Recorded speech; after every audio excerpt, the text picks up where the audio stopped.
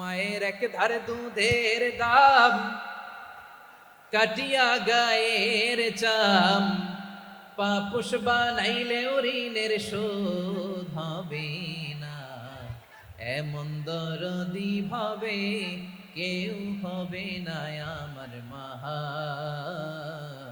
গো।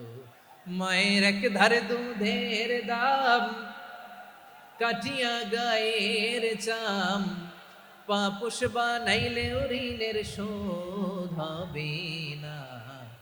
এমন দরদি ভাবে কেউ হবে না আমার মাহা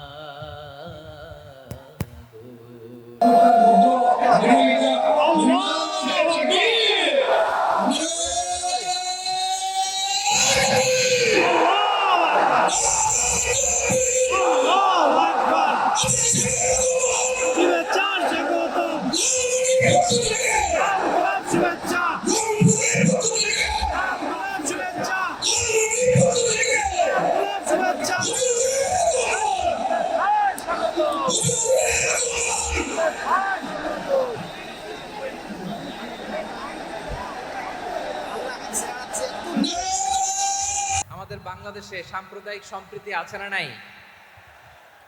আবহমান কাল থেকে আমরা মুসলিম, হিন্দু, বৌদ্ধ, খ্রিস্টান, পাহাড়ি, নৃগোষ্ঠী মিলেমিশে একাকার। আমরা সবাই মিলে বাংলাদেশ। আওয়াজ করে বলেন ঠিক কিনা? আমাদের পারস্পরিক সম্প্রীতি, ভালোবাসা, সৌহার্দ্যপূর্ণ আচরণ, বোঝাপড়া এটা বেশ মজবুত, বেশ মজবুত। তবে মাঝে মাঝে আমাদের এই সম্প্রীতির ভেতরে অনেকে ফাটল ধরাতে চায়। আমরা যে সুখে আছি, শান্তিতে আছি, এটা অনেকের ভালো লাগে না, ঠিক কিনা বলেন? আমাদের মধ্যে সাম্প্রদায়িক সম্প্রীতি, সৌহার্দ্যপূর্ণ আচরণ, ভালোবাসা এটা আবহমান কাল ধরে আছে। তার প্রমাণ, আমরা তাফসিরুল মাহফিলের আয়োজন করলে আমাদের হিন্দু ভাইরা ডিস্টার্ব করেন, ঠিক কিনা? এবং আমি যদি বলি হাত তোলেন, হিন্দু ধর্মের কারা কারা এসেছেন, কত শত কত হাজার যে হাত উঠবে, আপনি অবাক হয়ে যাবেন। আমি চাচ্ছি না হাত উঠাতে। খুলনাতে সর্বশেষ যে আমি প্রোগ্রাম করে গেলাম, সেখানে কয়েকশো হিন্দু ভাই আসছে আমাদের আলোচনা শুনতে, আলহামদুলিল্লাহ। অনেক বৌদ্ধরা আসে, অনেক খ্রিস্টানরা আসে। এবার সফরেও অনেক হিন্দু ভাইরা আমার সাথে দেখা করেছে। তারা বলেছে, হুজুর আমরা আপনার আলোচনা শুনি, আলহামদুলিল্লাহ বলেন। So it's our responsibility to present our religion to our non-Muslim brothers and sisters. আমাদের অমুসলিম ভাই বোনদের কাছে ইসলামের সৌন্দর্য তুলে ধরা এটা আমাদের দায়িত্ব। We all are the ambassador of Islam. আমরা প্রত্যেকে দায়িত্বশীল, আমরা প্রত্যেকে এক একজন ইসলামের অ্যাম্বাসেডর, আলহামদুলিল্লাহ বলেন। এজন্য এমন ভাবে দ্য বিউটি অফ ইসলাম, ইসলামের সৌন্দর্য আমাদেরকে ফুটিয়ে তুলতে হবে, যাতে করে নন মুসলিমরা শাহাদা পড়ে, কালিমা পড়ে মুসলমান হয়ে যায়। অনেক নন মুসলিম ভাই বোন আমাদের হাতে শাহাদা পড়ে, কালিমা পড়ে মুসলমান হয়েছে, অনেক।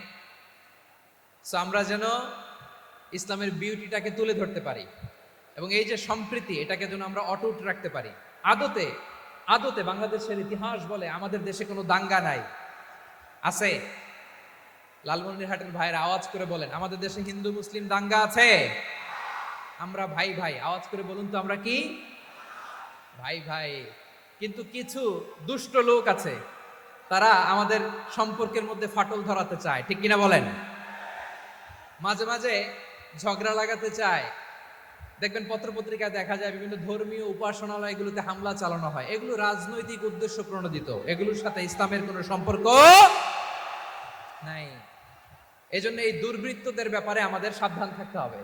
আমরা সবসময় যেমনি ঐক্যবদ্ধ, ইউনাইটেড, আমরা যদি এরকম ইউনাইটেড থাকি, এই সমস্ত দুর্বৃত্তদের কালো হাত ভেঙে দিতে আমাদের 1 ঘন্টাও লাগবে না। চিল্লায় বলো ঠিক কিনা? আমরা সংঘবদ্ধ থাকবো। এই যে আমাদের পিসফুল কোএক্সিস্টেন্স, শান্তিপূর্ণ সহাবস্থান।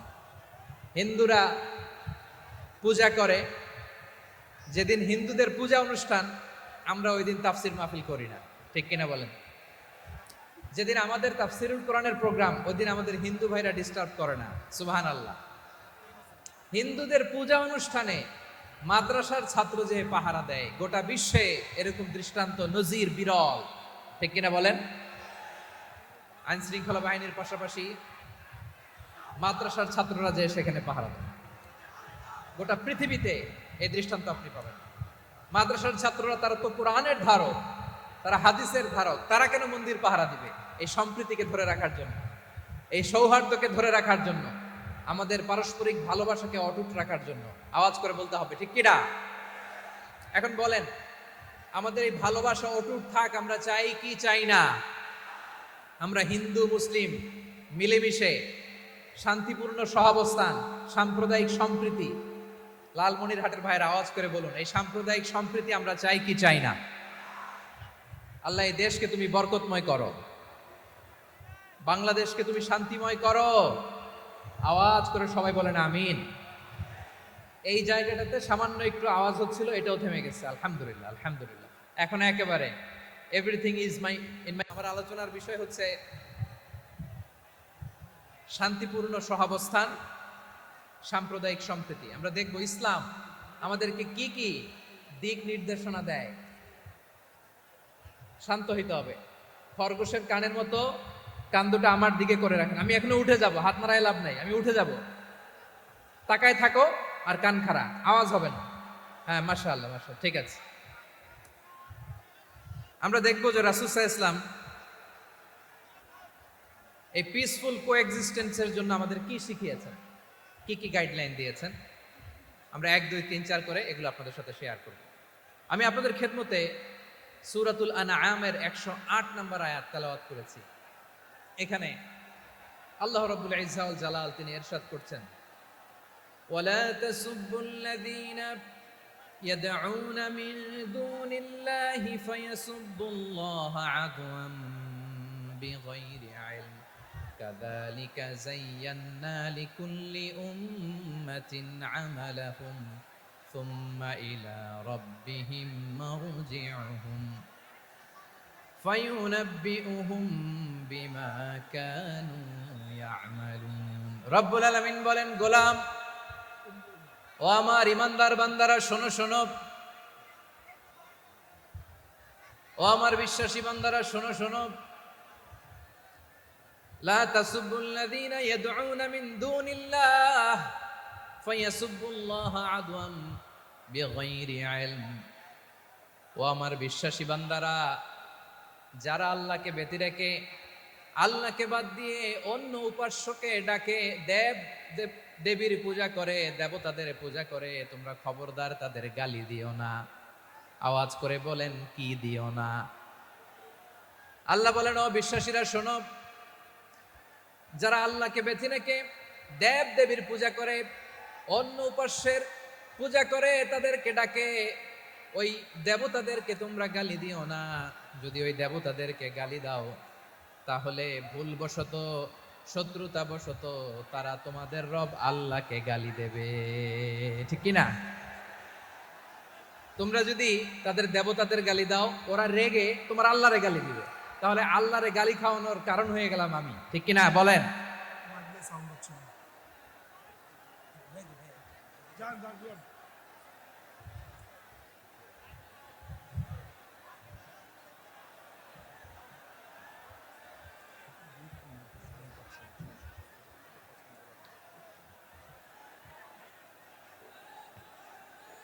সম্মানিত ভাইয়েরা, এত বিশাল প্রোগ্রাম, মাইকের একটা সেটআপ থাকে, তারগুলো অনেক সময় নড়ে যায়, ধাক্কা ধাক্কিতে ডিসপ্লেস হয়, একটু ঝামেলা হবে।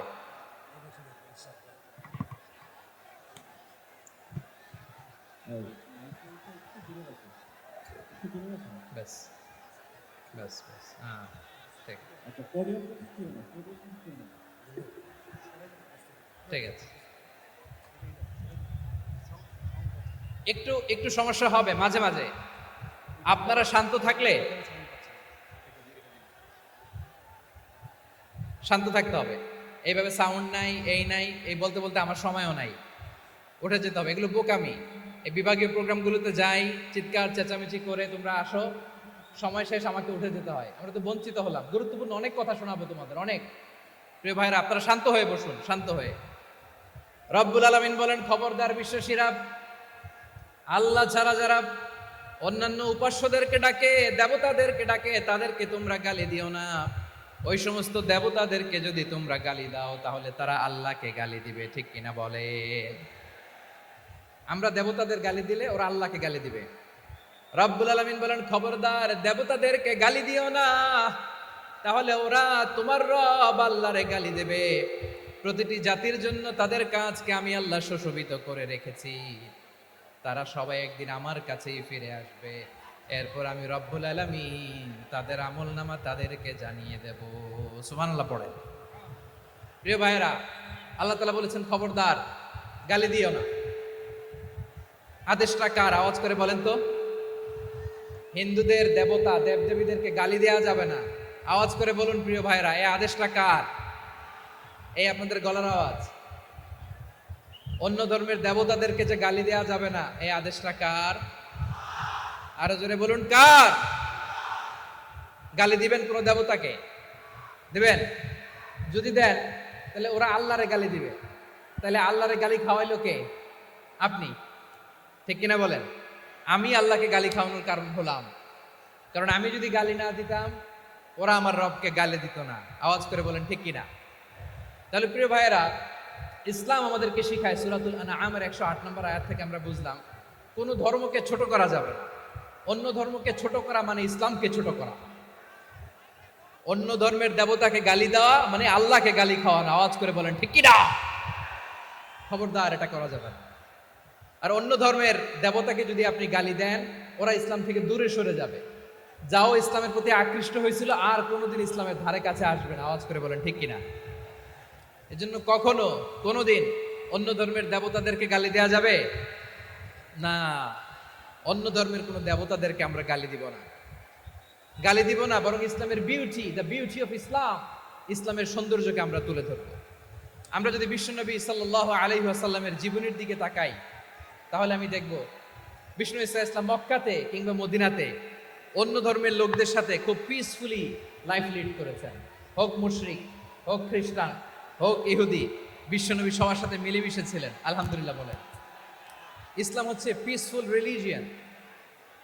অন্য ধর্মের প্রতি সহনশীলতার সবক ইসলাম আমাদেরকে দেয়।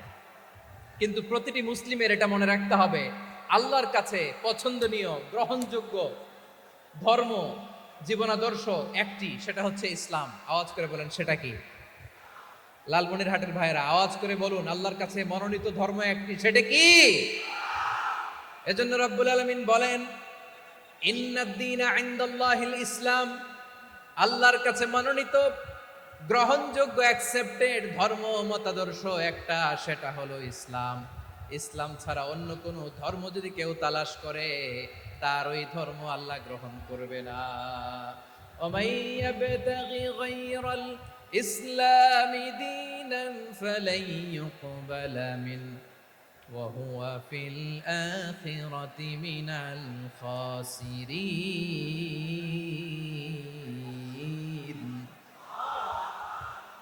Whoever seek anything except Islam, that won't be accepted from him, and he will be loser in the day of judgment. কিয়ামতের দিন ইসলাম ছাড়া কেউ যদি অন্য কোনো ধর্ম তালাশ করেছে দুনিয়াতে, তার এই মতাদর্শ গ্রহণ করা হবে না।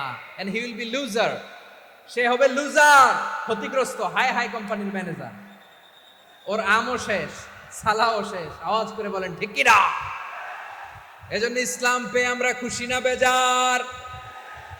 প্রত্যেক নামাজ শেষে আমরা আল্লাহরে বলি, আল্লাহ রাদিতু বিল্লাহি রাব্বা ওয়া বিল ইসলামি দীনা ওয়া বি মুহাম্মাদিন নাবিয়ান ওয়া রাসূলা। ও আল্লাহ, তোমারে রব হিসেবে পেয়ে আমরা খুশি। ও আল্লাহ, ইসলামকে ধর্ম হিসেবে পেয়ে আমরা খুশি। বিশ্বনবীকে আমাদের রাসূল পেয়ে আমরা খুশি। ঠিক কিনা বলেন? ইসলাম ছাড়া অন্য কোনো ধর্ম আমরা গ্রহণ করব না। ঠিক কিনা বলেন? আল্লাহর কাছে অ্যাকসেপ্টেড রিলিজিয়ান একটা, সেটা ইসলাম। তো বিশ্বনবী সাল্লাল্লাহু আলাইহি ওয়াসাল্লাম মক্কাতে কিংবা মদিনাতে খুব পিসফুলি এক্সিস্ট করেছেন, যে কোনো ধর্মের সাথে মিলেমিশে চলেছেন। তার প্রমাণ আমরা যদি রাসূল সাল্লাল্লাহু আলাইহি ওয়াসাল্লামের বায়োগ্রাফির দিকে তাকাই, তাহলে দেখব তিনি মুশরিকদের সাথে পিস ট্রিটি করেছেন, শান্তি চুক্তি, পিস ট্রিটি, পিস এগ্রিমেন্ট। আপনারা হুদাইবিয়ার সন্ধির নাম শুনেছেন? আমার লালমনিরহাটের কলিজার টুকরা ভাইয়েরা, হুদাইবিয়ার সন্ধির নাম আপনারা শোনেন নাই? ষষ্ঠ হিজরিতে বিষ্ণু ঈসা ইসলাম মুশরিকদের সাথে এই ট্রিটি করেছেন, চুক্তি। কাদের সাথে? মুশরিকদের সাথে। আমরা তো মুসলমান মুসলমান বসতে পারি না, আমরা দুই মুসলিম ভাই একসাথে বসে চা খেতে পারি না, গল্প করতে পারি না। বিষ্ণু ঈসা ইসলাম মুশরিকদের সাথে ট্রিটি করেছেন, হুদাইবিয়ার সন্ধি। এই সন্ধির আগে মক্কা থেকে কেউ মদিনায় যেতে পারে না, মদিনা থেকে কেউ মক্কায় যেতে পারে না, কিন্তু এই সন্ধির পরে ট্রাফিক স্বাভাবিক হয়ে গেল। মক্কার লোকেরা মদিনায় আসতে পারে, মদিনার লোকেরা মক্কায় আসতে পারে। এটাকে বলে সুলহে হুদাইবিয়া, the peace agreement of Hudaibiya, শান্তি চুক্তি। আমরা পৃথিবীতে এখন অনেক শান্তি চুক্তির নাম শুনি, এগুলো সব the piece treaty of Hudaibiya থেকে কপি করা। আল্লাহু আকবার। তাহলে বিশ্বনবী সাল্লাল্লাহু আলাইহি সাল্লাম তিনি যে শান্তিপূর্ণ সহাবস্থানে বিশ্বাসী ছিলেন, মুসলমানেরা যে অন্য ধর্মের প্রতি সহনশীল তার প্রমাণ হচ্ছে এই পিস ট্রিটি। শুধু তাই নয়, মাইকের সাউন্ডটা একটু বাড়াই দিতে হবে, খুব দুর্বল, একটু মজবুত করতে হবে, আর একটু ক্লিন করতে হবে, আর সবগুলা জায়গায় সাউন্ড যাচ্ছে কিনা একটু ক্রস চেক করতে হবে। হ্যাঁ, পাবেন পাবেন, দিচ্ছে mic operator, he is trying his level best, দিচ্ছে। মাইক অপারেটর যিনি আছেন, প্রতিটি জায়গায় প্রতিটি সাউন্ড বক্সে যেন আওয়াজ পাওয়া যায়, একটু ক্রস চেক করেন, সাউন্ডটাকে একটু স্ট্রং করে দেন। হ্যাঁ, ঠিক আছে, মাশাআল্লাহ। এদিকে তাকান, এদিকে। মক্কার পার্ট গেল, পিস এগ্রিমেন্ট করলেন, শান্তি চুক্তি। বিষ্ণু ঈসা ইসলাম মদিনায় যে কি করলেন? মদিনায় যে বিষ্ণু ঈসা ইসলাম মদিনা চার্টার করলেন, মদিনা সনদ, সাহিফাতুল মদিনা, এটার বলে মদিনা চার্টার। যে ওয়েস্টে, ইউরোপে, আমেরিকাতে তারা অনেক চার্টার করে, সব চার্টার মদিনা চার্টার থেকে কপি করা। আওয়াজ করে পড়েন সুবহানাল্লাহ। বিষ্ণু ঈসা ইসলাম মদিনায় গেলেন, মদিনাতে মুসলিম, মুশরিক, ইহুদি, এই তিন ধর্মের লোক মিলে সব স্টেক হোল্ডার যারা আছে সবাইকে নিয়ে বিষ্ণু ঈসা ইসলাম মদিনা চার্টার করলেন, মদিনা সনদ। পড়েন সুবহানাল্লাহ। শুধু তাই নয়, মক্কাতে বিশ্বনবী পিস এগ্রিমেন্ট করলেন, শান্তি চুক্তি মুশরিকদের সাথে। মদিনাতে যে বিশ্বনবী মদিনা চার্টার করলেন, মদিনা সনদ করলেন ইহুদিদের সাথে। আবার মদিনাতে বিশ্বনবী ইহুদিদের সাথে পিস ডায়ালগ করলেন, ইন্টারফেথ ডায়ালগ করলেন, আন্তধর্মীয় সংলাপ করলেন। যে সংলাপের মূল ভিত্তি ছিল তাওহীদ। মূল ভিত্তি ছিল কি? তাওহীদ। বিশ্বনবী ইহুদিদেরকে ডাকলেন, আহ্বান করলেন, কুল ইয়া আহলাল কিতাবি তাআলু ইলা কালিমাতিন সাওয়াইন বাইনানা ওয়া বাইনাকুম আল্লা না'বুদা ইল্লাল্লাহ ওয়া লা নুশরিকা বিহি শাইআন ওয়া লা ইয়াত্তাখিযা বা'দুনা বা'দান আরবাবান মিন দুনিল্লাহ فإن تولوا فقولوا اشهدوا بأننا مسلمون। সুবহানাল্লাহ পড়েন। বিশ্বনবী মদিনার ইহুদিদের ডেকে বললেন, ও ইহুদিরা, শোনো শোনো, আসো এমন একটা আদর্শের প্রশ্নে আমরা একত্রিত হই, যে আদর্শের প্রচার তোমাদের নবীরাও করেছে, আমিও করি, যে আদর্শের কথা তোমাদের পবিত্র ধর্মগ্রন্থগুলোতে আছে, আমার কোরআনেও আছে। সেটা হলো তাওহীদ।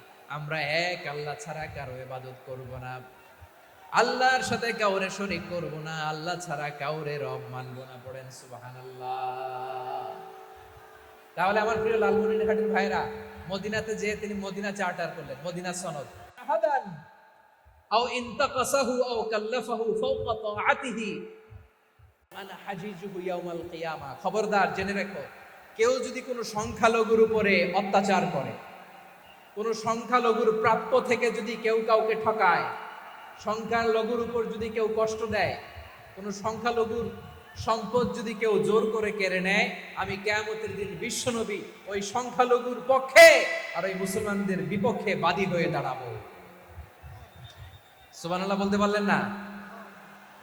আল্লাহু আকবার। আপনি নামাজি, আপনি মুসল্লি, আপনি হাজী সাহেব, তাহাজ্জুদ পড়তে পড়তে কপালে দাগ ফেলে দিছেন, আপনার প্রতিবেশী হিন্দু, ভাবছেন আমার তো পাওয়ার আছে, ওর জমিটা দখল করি। বিশ্বনবী বলেন, কিয়ামতের দিন ওই হিন্দুর পক্ষে তোর বিরুদ্ধে আমি বাদী হয়ে দাঁড়াবো। পৃথিবীর কোন ধর্মে এরকম স্টেটমেন্ট পাবেন? পাবেন? আপনি ভাবছেন আপনি নামাজ পড়লে হাজী সাহেব কপালে দাগ ফেলাই দিলে আপনি সেলসেলায় জান্নাতে চলে যাবেন না? খবরদার। বিশ্বনবী বলেন, কোন সংখ্যালঘুর উপর যদি কেউ আক্রমণ করে, তার প্রাপ্য তাকে না দিয়ে যদি তাকে ঠকায়, তার উপর জুলুম করে, তার সম্পদ যদি কেড়ে নেয়, আমি নবী, তুমি মুসলিম হইতে পারো, মুসল্লি হইতে পারো, তার পক্ষে তোমার বিপক্ষে আল্লাহর দরবারে বাদী হয়ে দাঁড়াবে। আচ্ছা লালমনিরহাটের ভাইরা, কথা বুঝতে পারলে আওয়াজ করে উত্তর দেন। বিশ্বনবী যদি কারো বিপক্ষে দাঁড়ায় কিয়ামতের দিন, আই রিপিট, আমি আবারও বলছি, বিশ্বনবী যদি কিয়ামতের দিন কারো বিপক্ষে দাঁড়ায়, ও তো সেলসেলায়া জান্নাতি, তাই না? জান্নাতি না? যে নবীর সুপারিশ ছাড়া জান্নাতের গেটও দেখা যাবে না, ওই নবী যদি বলে তোর বিপক্ষে আমি বাদী হয়ে দাঁড়াবো, ওই জান্নাতে আর ঢোকার কোনো সুযোগ আমাদের থাকবে? এখানেই শেষ না আমার প্রিয় লালমনিরহাটের ভাইয়েরা, এখানেই শেষ নয়। বিশ্বনবী বলেন, মান কাতালা মুআহাদান, বুখারীর বর্ণনা, মান কাতালা মুআহাদান লাম ইয়ারাহ রাইহাতাল জান্নাহ। কেউ যদি, কোন মুসলিম যদি অন্যায়ভাবে কোনো সংখ্যালঘুকে হত্যা করে, কোনো হিন্দুকে হত্যা করে, কোনো বৌদ্ধরে হত্যা করে, অন্যায়ভাবে কোনো মুসলিম যদি কোনো সংখ্যালঘুরে হত্যা করে, জান্নাতে যাওয়া তো দূরের কথা, ওই মুসলিম জান্নাতের ঘ্রাণও পাবে না। সেই বুখারীর বর্ণনা, মান খাতালা মুআহাদান লাম ইয়ারাহ রাইহাতাল জান্নাহ ওয়া ইন্না রিহাহা লা ইউজাদু মিন মাসিরাতি 40 আমা। যে জান্নাতের ঘ্রাণ 40 বছর দূরের রাস্তা থেকেই পাওয়া যায়। সুবহানাল্লাহ বলেন। প্রিয় ভাইরা, এখান থেকে জান্নাতে পৌঁছতে লাগবে 40 বছর। এত দূর, কত বছর? সবাই বলেন কত বছর? এখান থেকে জান্নাতে পৌঁছতে লাগবে 40 বছর। এত দূরে থাকতেই জান্নাতের ঘ্রাণ আপনার নাকে এসে ধাক্কা মারবে। বিষ্ণুই বলেন, যে ব্যক্তি কোন সংখ্যালঘুকে হত্যা করে, জান্নাতের ঘ্রাণ তো পাবেই, জান্নাতে তো ঢুকতে পারবেই না, জান্নাতের ঘ্রাণও তার নাকে লাগবে না। পড়েন নাউযুবিল্লাহ। তাহলে সংখ্যালঘুদের ব্যাপারে ইসলামে অধিকার দেয়া আছে না নাই? লালমনিরহাটের ভাইয়ের আওয়াজ করে বলেন, আমার সংখ্যালঘু হিন্দু ভাইদের রাইটস, অধিকার আমাদের ইসলামে প্রোটেক্টেড আছে না নাই? এখানেই শেষ না। বিষ্ণু ইসলাম আপনার অমুসলিম প্রতিবেশীর সাথে ভালো আচরণ করতে বলেছে। আমাদের হয় না, এটা মুসলিম পাড়া, ওটা বৌদ্ধ পাড়া, হয় না?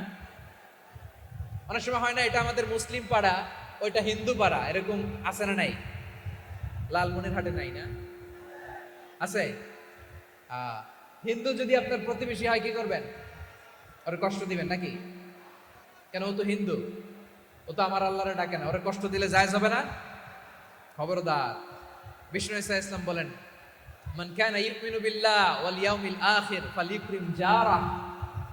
যে আল্লাহ বিশ্বাস করে আর আখিরাতে বিশ্বাস করে, সেজন্য প্রতিবেশীর সাথে ভালো আচরণ করে।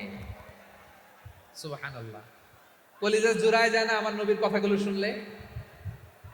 যে আল্লাহ বিশ্বাস করে, যে আখিরাতে বিশ্বাস করে, সেজন্য প্রতিবেশীর সাথে ভালো আচরণ করে। এখানে বলছে মুসলিম প্রতিবেশী, বলছে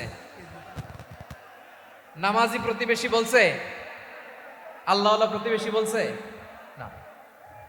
প্রতিবেশী আস্তিক হোক নাস্তিক হোক, প্রতিবেশী মুমিন হোক মুশরিক হোক, প্রতিবেশী হইলেই তার সাথে ভালো আচরণের দরকার আছে না নাই? আমার প্রিয় লালমনিরহাটের ভাইয়েরা, বিষ্ণু ইসলাম ওনার ইহুদি প্রতিবেশীদের দেখাশোনা করতেন। আওয়াজ না শোনা যাক, আমারও তো দেখা যায়, আমারও তো দেখা যায়। তাকায় থাকেন, তাকায় থাকলে সওয়াব হবে। কোরআনের কথা যেখান থেকে হয়, এদিকে তাকায় থাকলেই বরকত। তাকায় থাকেন। জি জি, মাইক, আমি তো আর মাইক ঠিক করতে আসি না এদিকে, এই মাইক ঠিক করবো, ওই মাইক ঠিক করবো, ওদিকে পাইলট বলবে হুজুর চলে আসেন। জি বসুন, বসুন, মাশাআল্লাহ। হ্যাঁ, খুব শান্ত, ঠিক আছে। পুলিশ ভাইরা না খেয়ে দিনরাত আপনারা যাতে সুশৃঙ্খল একটা প্রোগ্রাম উপহার পান, এটাই চেষ্টা করতেছে। আপনাদেরকে কষ্ট দিতে আসে নাই, একটু একটু সহযোগিতা করেন। জি মাশাআল্লাহ, হ্যাঁ ঠিক আছে। আমার প্রিয় ভাইরা, প্রতিবেশী আস্তিক হোক নাস্তিক হোক, মুসলিম হোক হিন্দু হোক, তার সাথে ভালো আচরণ করতে হবে। বিষ্ণু ইসলাম ওনার ইহুদি প্রতিবেশীর বাসায় যেতেন। কোন প্রতিবেশী? ইহুদি। আওয়াজ করে বলেন, কোন প্রতিবেশী? ইহুদি। এক ইহুদি কিশোর বিষ্ণু ইসলামের খেদমত করতে, ইহুদি ছেলে আমার নবীর খেদমত করতো, তারা ছিল নবীর প্রতিবেশী। তো অনেক দিন হয় ইহুদি ছেলেটা আসে না। বিশ্বনবী খোঁজ দিলেন, ঘটনা কি? একটা ইহুদি ছেলে না আমার খেদমতে আসতো, ছেলেটা কই? খোঁজ নিয়ে জানলেন ছেলেটা অসুস্থ। বিষ্ণু ইসলাম ওই ইহুদির বাড়িতে চলে গেলেন ওই ছেলেটাকে দেখা করার জন্য, ভিজিট করার জন্য। সুবহানাল্লাহ পড়বেন না?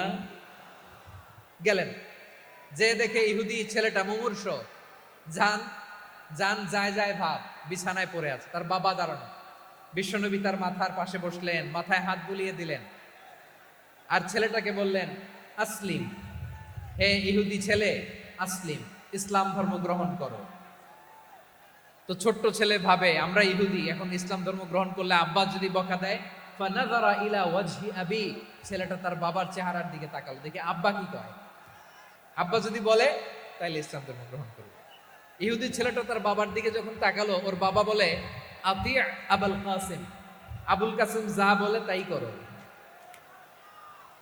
আবুল কাসিম হচ্ছে বিষ্ণু ইসলামের একটা কুনিয়াত, উপনাম। আমার রাসূলের বড় ছেলের নাম ছিল কাসেম। যেমন দেখবেন আমাদের এলাকায় কারো ছেলের বড় ছেলের নাম যদি হয় আব্দুল্লাহ, এরা আব্দুল্লাহর বাপ বলে ডাকে। কারো বড় মেয়ের নাম যদি হয় ফাতেমা, এরা কি ডাকে? ফাতেমার বাপ বলে না? তো বিষ্ণু ইসলামের বড় ছেলের নাম ছিল কাসেম। ইহুদি বাবা বলল, আতি আবুল কাসেম, আবুল কাসেম যা বলে তাই শোনো, মানে মোহাম্মদ যা বলে তাই শোনো। এই কথা শুনে ছেলে সাহস পাইছে, ছেলে আবার পড়তে আরম্ভ করলো, আশহাদু আল্লাহ ইলাহা ইল্লাল্লাহ ওয়া আশহাদু আন্না মুহাম্মাদার রাসূলুল্লাহ, পড়েন আল্লাহু আকবার। বিশ্বনবীর আহ্বান শুনে, ওই আহ্বানে সাড়া দিয়ে ইহুদি ছেলে শাহাদা পড়ে মুসলমান হয়ে গেল। তার হৃদয়টারে ইমানের নূর দিয়ে আলোকিত করে দিল কে? প্রিয় ভাইরা, এবার রাসূল সাল্লাল্লাহু আলাইহি ওয়াসাল্লাম বের হয়ে আসলেন ঘর থেকে, আর বললেন, আলহামদুলিল্লাহিল্লাযী আনকাযাহু মিনান নার, প্রশংসা সে আল্লাহর, যে আল্লাহ জাহান্নামে চলে যাচ্ছিল প্রায় এমন একটা লোককে মুহূর্তের মধ্যে কালেমায়ে শাহাদাতের বদৌলতে জান্নাতি বানায় দিলেন। আওয়াজ করে পড়েন সুবহানাল্লাহ। এই হাদিস থেকে আমরা কি শিখলাম? What is the moral of the story? এক নম্বর স্টোরি হলো, প্রতিবেশী ইহুদি হোক হিন্দু হোক, যাবেন, সুসম্পর্ক রাখবেন, উপহার দিবেন, বিপদে পাশে দাঁড়াবেন, তাইলেই তো আপনাদের প্রতি, মুসলমানদের প্রতি তারা আকৃষ্ট হবে, ঠিক কিনা বলেন? আপনি যদি হিন্দুদের সাথে বৌদ্ধদের সাথে নাই মিশেন, নাস্তিকের কাছে নাই যান, তো ইসলামের সৌন্দর্যটা ওরা বুঝবে কেমনে? আমার অনেক হিন্দু পরিচিত ভাই আছে, ওরা আমাদের ইফতারির প্রোগ্রামে এসে একসাথে ইফতারি করে। অনেক মদখোর আমার সাথে বসে একসাথে ডিনার করে, হাফ প্যান্ট পরা, গলায় স্বর্ণের চেইন, হাতে স্বর্ণের ব্রেসলেট, আইসা আমার সাথে ডিনার করছে, আছে এরকম। গাঁজাখোর, আমি বলে আসো, welcome, welcome to my dinner, আসো বসো। বসলেই তো আমি ওর ডিএনএ, চিন্তার ডিএনএ চেঞ্জ করে দেওয়ার সুযোগ পাবো, চিল্লায় বলো ঠিক কিনা? আসতে হবে আমার কাছে। Our door is open, the door of Islam is open 24/7। সব সময় আমাদের ইসলামের দরজা আমার অমুসলিম ভাইদের জন্য খোলা আছে না নাই? এই হাদিস থেকে দুইটা শিক্ষা। এক নম্বর শিক্ষা, প্রতিবেশী মুসলিম হোক অমুসলিম হোক, যান, অসুস্থ হইলে একটু আপেল নিয়ে যান, আঙ্গুর নিয়ে যান, কমলা নিয়ে যান, তাদের সাথে ভালো আচরণ করেন। ইসলামের বিউটি দেখে, সৌন্দর্য দেখে অবাক হবে, নসিব ভালো হলে কোনোদিন কালিমা পড়ে মুসলমান হয়ে যাবে, ঠিক কিনা বলেন? তাহলে অমুসলিমের সাথে ভালো সম্পর্ক। বিশ্বনবী ইহুদির বাড়িতে গেলেন, ইহুদির বাড়ি, আর আমার মুসলমান ভাই আমার কাফের বলে, এরকম আছে না নাই? মুসলিম মুসলিমরা দেখতে পারে না, সহ্য করতে পারে। বিশ্বনবী সাল্লাল্লাহু আলাইহি ওয়াসাল্লাম ইহুদির বাড়িতে গেলেন, এটা একটা শিক্ষা। আরেকটা শিক্ষা হলো, ভাইয়েরা, ধাক্কা মেরে এসে সামনে এসে কি লাভ? প্রোগ্রাম তো শেষ হচ্ছে, এখনই শেষ হচ্ছে। তো এই যে আমাদের বকশি ভাই ওয়াদা নিল, হাত তোলালো, মিম বলে এত কথা বললো, তো আমি জেলায় জেলায় যে খালি হাত নাড়াই তোমাদের জন্য নাকি? হ্যাঁ, হাত নাড়াই শুধু। এই ধাক্কাইতে ধাক্কাইতে এদিকে এসে হাত নাড়াইতেছে, হয়েছে তো, দেখলাম তো, ঠিক আছে, মাশাআল্লাহ, অনেক সুশৃঙ্খল, অন্যান্য যে কোনো জেলার জন্য সুশৃঙ্খল। আমার দিকে তাকাও, আমার দিকে তাকাও, ঠিক আছে, এই যে দাঁড়িয়ে আছে, একটা ছেলে নড়ে না, দেখছেন? মাশাআল্লাহ মাশাআল্লাহ মাশাআল্লাহ। হ্যাঁ, এইভাবেই। আর কয়েকটা মজাদার কথা আছে, শোনো। এই হাদিস থেকে আমাদের শিক্ষা হলো, আমার প্রতিবেশী যেই ধর্মের হোক আমি সম্পর্ক রাখবো। অসুস্থ হলে যাব, কি বলেন ভাইরা? যাবেন না? যাবেন না আপনারা? আচ্ছা, 2 নম্বর শিক্ষা হলো বিষ্ণু ইসা ইসলামের খাদেম ছিল ইহুদি। এতদিন খেদমত করলো, একদিনও বিশ্বনবী ওর কালিমার দাওয়াত দেয় নাই। কারণ কি? বিশ্বনবী একটা ভালো সময়ের অপেক্ষা করতেছিলেন, প্রপার টাইমিং। দাঈর কাজ হচ্ছে দাঈ ইলাল্লাহ, সে হচ্ছে সুযোগ সন্ধানী। দাঈ সুযোগ খোঁজে, কখন দাওয়া দিলে ব্যাটে বলে হবে, ঝোপ বুঝে কোপ মারে, ঠিক কিনা বলেন? বিষ্ণু ইসলাম ভালো সময়ের অপেক্ষা করতেছিলেন, দেখি ভালো সময় আসুক আসুক আসুক আসুক। আস্তে আস্তে এমন সময় আসছে, ছেলে এবার মুমূর্ষ। অসুস্থ ব্যক্তির হৃদয় অত্যন্ত নরম থাকে। হসপিটালে যখন কেউ যায় তার হৃদয়টা বড্ড নরম থাকে, মৃত্যুর ভয়ে তার অন্তরটা নরম থাকে, ঠিক কিনা বলেন? এই প্রপার টাইমিং এর অপেক্ষা করতেছিলেন। যখনই টাইমিং পেয়েছেন, দাওয়াত দিলেন, পড়ো লা ইলাহা ইল্লাল্লাহ, সুবহানাল্লাহ পড়েন সবাই। তাহলে ইসলাম অমুসলিম প্রতিবেশীর সাথে ভালো আচরণ করতে বলে। ইসলাম অমুসলিম মাতা পিতার সাথেও ভালো আচরণ করতে বলে। মাতা পিতা যদি অমুসলিম হয়, তারা ফেলে দিতে পারবেন? পারবেন? আমার লালমনিরহাটের ভাইয়েরা, অনেক হিন্দু ছেলে আমাদের হাতে শাহাদা পড়ে মুসলিম হয়, কিন্তু ওর মা মুসলমান হয় নাই, বাবাও হয় নাই। এরকম আছে না নাই? তো ও হয়েছে মুসলিম, মা বাপ হিন্দু, এখন মা বাপ কি বাদ? হ্যাঁ, মা বাপ বাদ দেয়া যাবে? যেই মা আপনার 9 মাস 8 মাস পেটে ধারণ করলো, আপনার মায়ের নার ছেঁড়া ধন, আপনি ওই মারে বাদ দিতে পারবেন? যে মায়ের বুকের তাজা দুধ খেয়ে আপনি আজকে বাড়ন্ত তাজা তরতাজা, ওই মারে বাদ দেয়া যাবে? মায়ের এক ধারে দুধের দাম, কাটিয়া গায়ের চাম, পাপুষ বানাইলে ঋণের শোধ হবে না, এমন দরদি ভাবে কেউ হবে না আমার মাহা গো। মায়ের এক ধারে দুধের দাম, কাটিয়া গায়ের চাম, পাপুষ বানাইলে ঋণের শোধ হবে না, এমন দরদি ভাবে কেউ হবে না আমার মাহা গো। ঠিক কিনা? মাকে তো বাদ দেয়া যায় না। وقضى ربك ألا تعبدوا إلا إياه وبالوالدين إحسانا। আল্লাহ বলে অবধারিত 2টা ভার্ডিক্ট তোমাদের জন্য, এক আল্লাহর ইবাদত করবা আর মা বাবার প্রতি ইহসান করবা। আদেশটা কার? মা বাবার প্রতি ইহসান করতে হবে। আমার মা হিন্দু হোক, ভালো আচরণ করতে হবে, বৌদ্ধ হোক, ভালো আচরণ করতে হবে। আমার যে সমস্ত হিন্দু ভাইয়েরা মুসলিম হয়েছে, তোমাদের মা বাবা এখনো মুসলমান হয় নাই, তাদের সাথে ভালো আচরণ করতে হবে। আপনাদের খেদমত নিজে করতে হবে, অথবা খেদমতের ব্যবস্থা করাই দিতে হবে। মান্থলি যে খরচ লাগে এটা দিতে হবে। আরে তুমি এখন মুসলিম, তোমার মা বাবা হিন্দু, এখনই তো সুযোগ ইসলামের সৌন্দর্য দেখানো। এখন মা বাবা যদি দেখে আরে এটা হিন্দু থাকতে তো বদমাইশ ছিল, বেয়াদব ছিল, কি এমন ধর্ম সে গ্রহণ করলো যেটা গ্রহণের সাথে সাথে সে পাল্টে গেল? কি এমন ধর্ম সে গ্রহণ করেছে যেটা তার জীবনকে আলোকিত করে দিয়েছে? নসিব ভালো হইলে তারাও কালিমা পড়ে মুসলমান হয়ে যাবে। বিষ্ণু ইসা ইসলামের স্ত্রীর নাম ছিল আয়েশা রাদিয়াল্লাহু তাআলা আনহা, আবু বকর রাদিয়াল্লাহু তাআলা আনহুর মেয়ে। আবু বকর রাদিয়াল্লাহু তাআলা আনহুর আরেক মেয়ের নাম হচ্ছে আসমা। কি নাম? দুজনই আবু বকর রাদিয়াল্লাহু তাআলা আনহুর মেয়ে, আসমা আর আয়েশা। নাম দুইটা কেমন লাগে?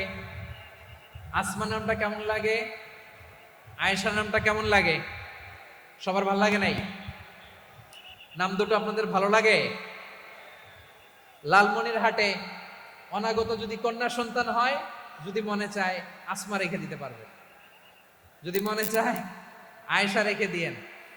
দেশে বিদেশে এয়ারপোর্টে রাস্তা ঘাটে শুধু বলে হুজুর একটা নাম দেন, আমার ছেলের একটা নাম দেন, মেয়ের একটা নাম দেন। তো আমার মনে আছে যশোরের আবদিনের মাহফিলে আমি একটা দুইটা নাম দিয়েছিলাম।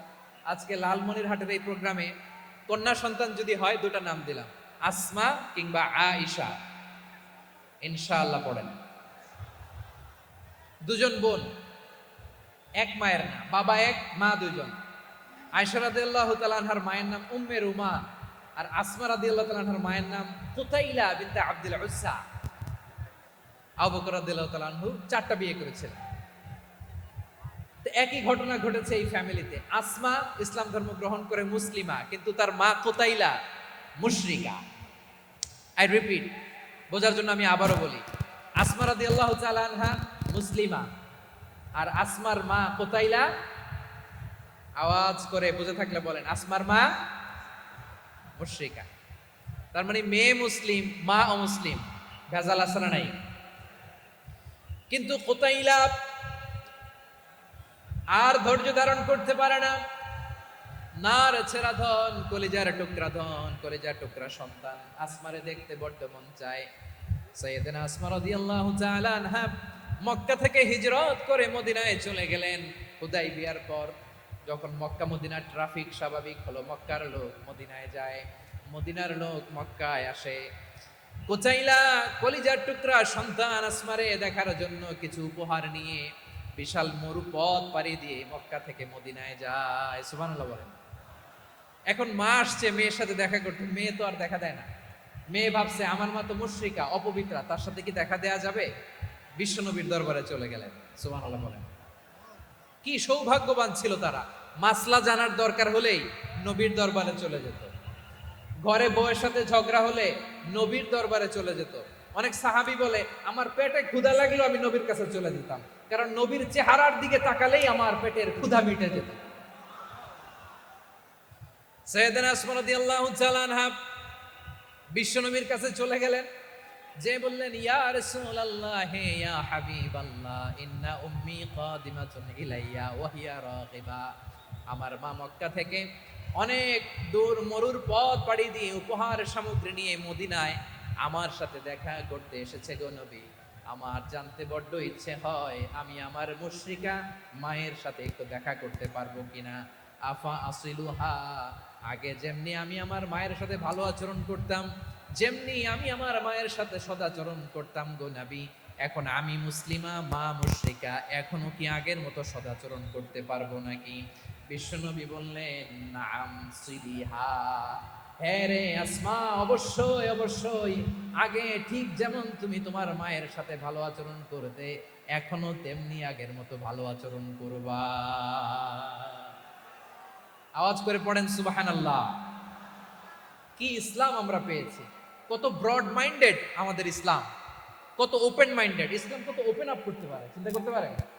বিষ্ণু বললেন, হ্যাঁ অবশ্যই, নাম সুলিহা, আগে যেমনি ভালো আচরণ করছো আসমা, এখন ওইরকমই করো, পারলে আরো বাড়ায় করো। সুবহানাল্লাহ বলেন। তাহলে আমার যে হিন্দু ভাইয়েরা, হিন্দু বোনেরা, ইমানের বদৌলতে দৌলতে আপনি ধন্য হয়েছেন, আপনার আম্মা আব্বা এখন মুসলমান হয় নাই, তাদের জন্য দোয়া করেন, তাদের জন্য দোয়া করেন, আল্লাহ যেন তাদেরকেও ইমানের দৌলত দান করেন। আমরা সবাই পড়ি আমিন, আরো জোরে পড়েন আমিন। এখন বলেন, ইসলাম কি ন্যারো মাইন্ডেড রিলিজিয়ান না ব্রড মাইন্ডেড? লালমনিরহাটের যুবক ভাইরা আওয়াজ করো, ইসলাম কি ন্যারো মাইন্ডেড না ব্রড মাইন্ডেড? কতটা ব্রড মাইন্ডেড দেখেন। বিশ্বনবী সাল্লাল্লাহু আলাইহি সাল্লাম অমুসলিমরা যদি নবীকে উপহার দিত, ওই উপহারও বিশ্বনবী গ্রহণ করতেন। সুবহানাল্লাহ পড়েন। আপনার অমুসলিম বন্ধু যদি উপহার দেয়, সেটাও আপনি নিতে পারবেন, যেটা নেওয়া জায়েজ। কিন্তু আপনার বন্ধু যদি আপনার মদের বোতল দেয়, নিতে পারবেন? হ্যাঁ, মদের বোতল দিলে পারবেন না। আপনার বন্ধু যদি আপনার পর্ক দেয়, পর্ক, শুকরের গোশত মিশ্রিত কোনো খাবার, ওটা নিতে পারবেন না। হালাল যে কোনো জিনিস নিতে পারবেন। বিশ্বনবী সাল্লাল্লাহু আলাইহি ওয়াসাল্লাম অমুসলিমদের দেয়া হাদিয়া গ্রহণ করতেন। কেমন নবী ছিলেন, আমার নবীরে চিনে নেন, আমার নবীর অ্যাটিটিউড জেনে নেন। বিশ্বনবী সাল্লাল্লাহু আলাইহি ওয়াসাল্লাম যখন কোনো জনপদে যেতেন, 3টা অপশন নিয়ে যেতেন। প্রিয় ভাইয়ের আওয়াজ করে বলতে হবে, কোন জনপদে গেলে আমার নবীর অপশন থাকতো কয়টা? আমার মতো 3 আঙ্গুল উঁচু করে দেখান আর বলুন, আমার নবী কোন জনপদে গেলে কয়টা অপশন নিয়ে যেতেন? 1 নাম্বার অপশন, আসলিম তাসলাম। নতুন এলাকায় গেলে বলতেন, আসলিম তাসলাম, ইসলাম ধর্ম গ্রহণ করো, শান্তিতে থাকবা, আমার ভাই হয়ে যাবো, আমরা ভাই ভাই, ইসলাম মানো, আমরা ভাই ভাই। অপশন নাম্বার কত? 1। যদি বলে না ইসলাম মানবো না, ওকে, অপশন নাম্বার 2, মুসলিম হওয়ার দরকার নাই, লা ইকরাহা ফিদ্দিন, ইসলামে কোনো বাড়াবাড়ি নাই, খ্রিস্টান আছো থাকো, বৌদ্ধ আছো থাকো, ইহুদি থাকতে চাও থাকো, কিন্তু আমরা যেহেতু রিজিওনাল সুপার পাওয়ার, আমাদের আন্ডারে থাকো, ট্যাক্স দিয়া থাকো, এটার বলে জিজিয়া। আলেম যারা আছেন বুঝবেন এটার আরবিতে কি বলে, জিজিয়া। You pay us the tax, we will give you the security. তোমরা ট্যাক্স দিবা, আমরা সিকিউরিটি দিব, আমাদের আওতায় থাকবা, কেউ তোমাদেরকে আক্রমণ করতে পারবে না, আমরা নিরাপত্তা দিব। সুবহানাল্লাহ বলেন। এটা অপশন নাম্বার কত? আচ্ছা বুঝে থাকলে বলেন, এক নাম্বার অপশন কি ছিল? ইসলাম। ইসলাম মানব শান্তিতে থাকবা, ভাই ভাই, আমরা ভাই ভাই। অপশন নাম্বার 2, ট্যাক্স দাও, আমরা নিরাপত্তা দিব, মুসলিম হওয়া লাগবে না। এখন এক নাম্বারও মানে না, দুই নাম্বারও মানে না, মুসলিম হবো না, ভালো খ্রিস্টান থাকো, ট্যাক্স দাও, আমরা সিকিউরিটি দিব না, এটাও মানি না। বিষ্ণু বলেন তাহলে তলোয়ার আমাদের আর তোমাদের মাঝে ফায়সালা করবে। মুসলিমও হবে না, ট্যাক্স দিবা, নিরাপত্তা দিব, আমাদের আমরা সুপার পাওয়ার, আমাদের আন্ডারে থাকবে, এইটাও না। তাহলে তোমাদেরকে তো আমরা বিশ্বাস করতে পারি না, কখন না কখন বিশ্বাসঘাতকতা করো, কার সাথে মিলে হাত মিলাও, তলোয়ার আমাদের মাঝে ফায়সালা করবে। তখন তিনি জেহাদের সশস্ত্র সংগ্রামের ঘোষণা দিতেন। সুবহানাল্লাহ পড়েন।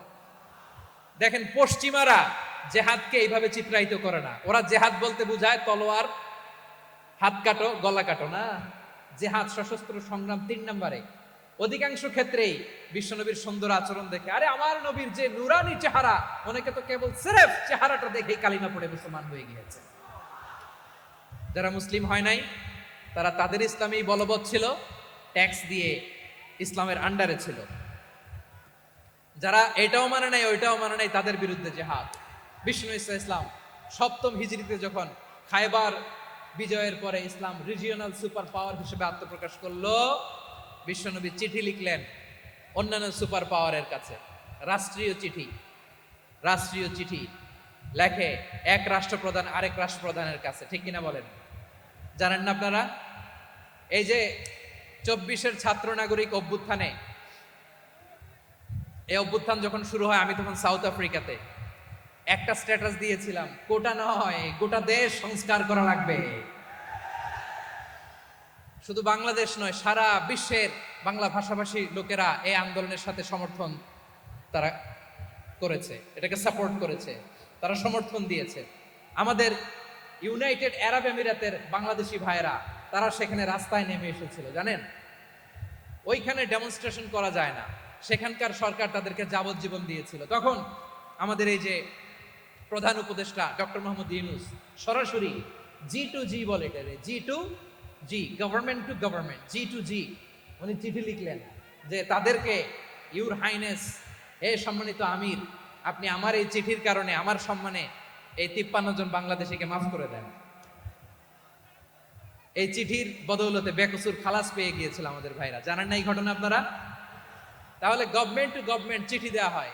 7ম হিজরিতে বিষ্ণু ইসলাম সব সুপার পাওয়ারের কাছে চিঠি দিলেন, রোমান সম্রাটের কাছে, পারস্য অধিপতির কাছে, মিশরের অধিপতির কাছে, সবার কাছে চিঠি লিখলেন।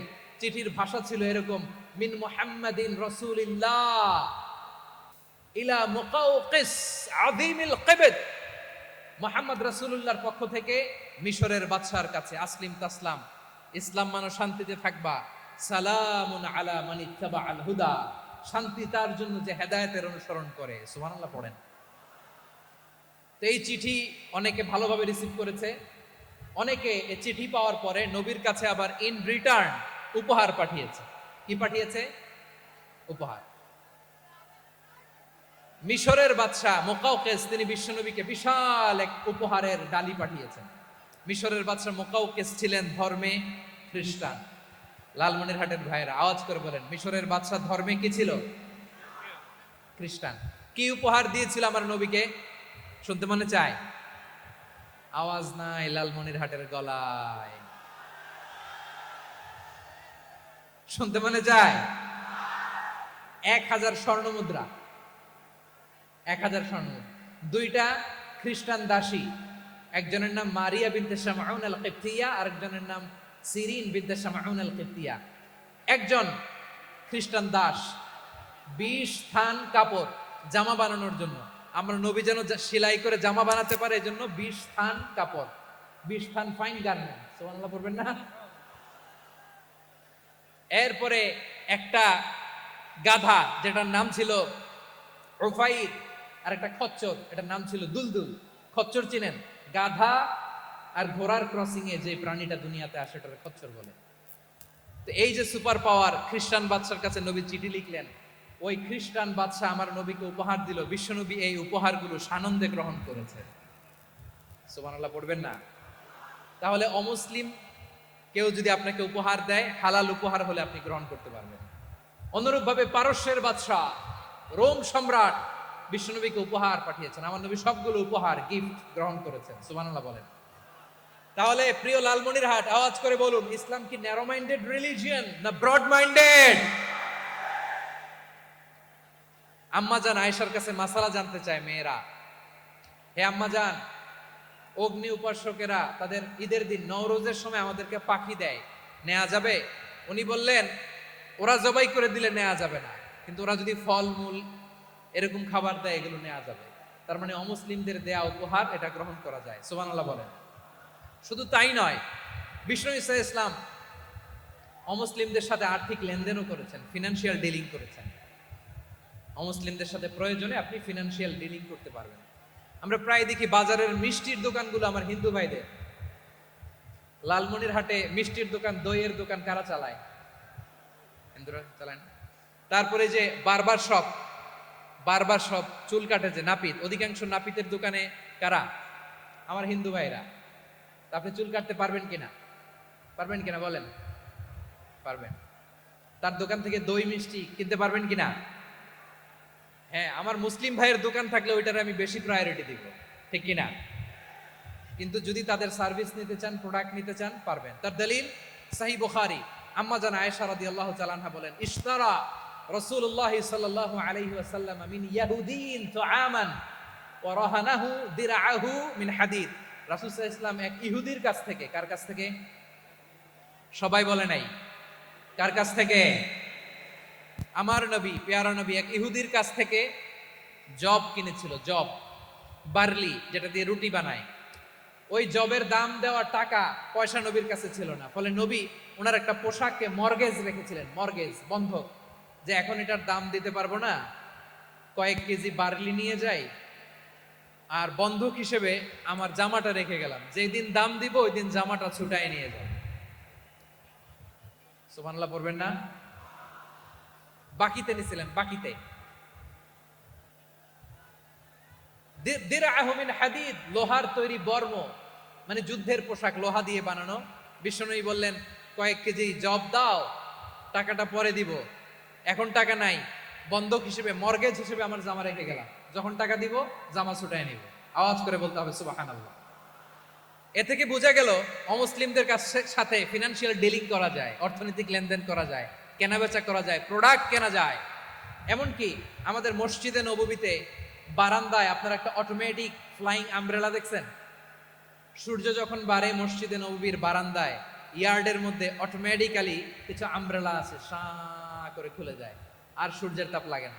আবার সন্ধ্যাবেলায় এই আমব্রেলাগুলো ওরা ক্লোজ করে ফেলে, দেখেন নাই না? দেখছেন?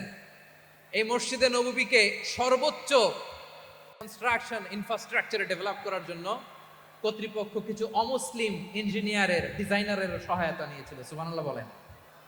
কোন দলিলের ভিত্তিতে? এই দলিলের ভিত্তিতে যে বিষ্ণু ঈসা ইসলাম অমুসলিমদের সাথেও লেনদেন করেছেন। আওয়াজ করে বলতে হবে আল্লাহু আকবার।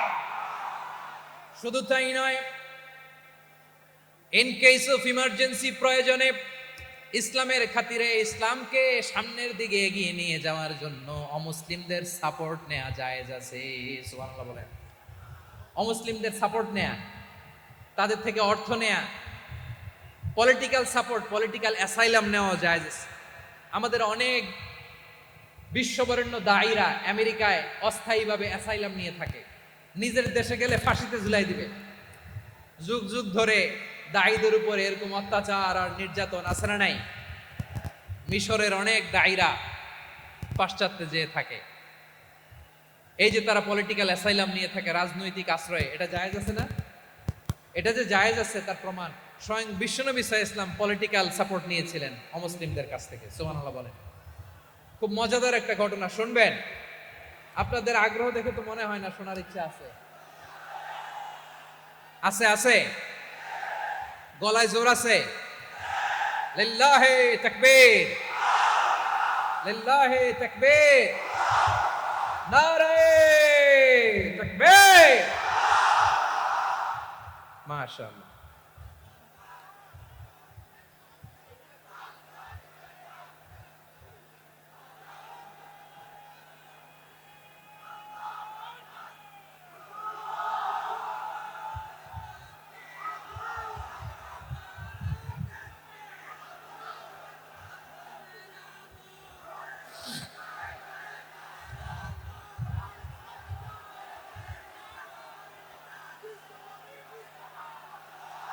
মাশাআল্লাহ মাশাআল্লাহ। থামুন থামুন আমার ভাইরা, বিশ্বনবীর বয়স তখন প্রায় 51 বছর। কত বছর? বিশ্বনবীর সবচেয়ে কাছের মানুষ খাদিজা রাদিয়াল্লাহু তাআলা আনহা ইন্তেকাল করেছেন। বিশ্বনবী বড্ড কষ্ট পেলেন, হৃদয়টা ভেঙে খান খান। যিনি ঘরের ভেতরে বিশ্বনবীকে সান্ত্বনা দিতেন, ভালোবাসা দিতেন, বাইরে গেলে কুরাইশরা বকাঝকা করে, অত্যাচার করে, কিন্তু আম্মাজান খাদিজা রাদিয়াল্লাহু তাআলা আনহা ঘরটারে এমন শান্তির নীড় বানায় রেখেছেন, এই ঘরের ভিতরে ঢুকলে বিশ্বনবীর কলিজাটা ঠান্ডা হয়ে যেত।